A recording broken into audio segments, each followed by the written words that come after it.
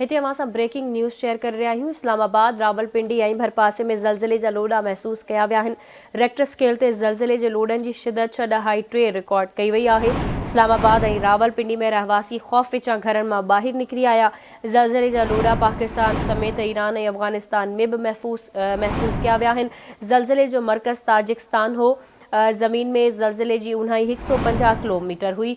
एक भेरो ॿीहर अवां खे अहम ख़बर खां आगाह करे रहिया आहियूं। इस्लामाबाद, रावलपिंडी ऐं भरपासे में ज़लज़ले जा लोॾा महसूस कया विया आहिनि। रेक्टर स्केल ते ज़लज़ले जे लोॾनि जी शिदत 6.3 रिकॉर्ड कई वई आहे।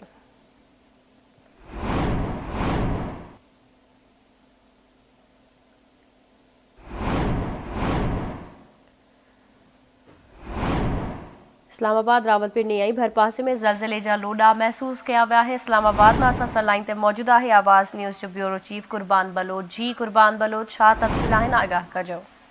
जी बिल्कुल, इस्लामाबाद ऐं उनजे आसपास जे इलाक़नि में ज़िलज़िले जा शदीद क़िस्म जा लोॾा महसूस कया विया।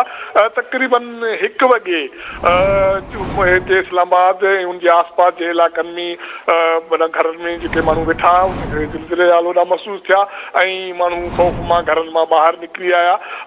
हाणे इहो ख़बर हले पई त जो ज़िलज़िले जो जेको मर्कज़ हो पाकिस्तान खां काफ़ी परे हो, तक़रीबन ताजिकिस्तान हुयो ऐं उनजी जेका गहराई हुई उहा 100-150 किलोमीटर उनजी गहराई हुई।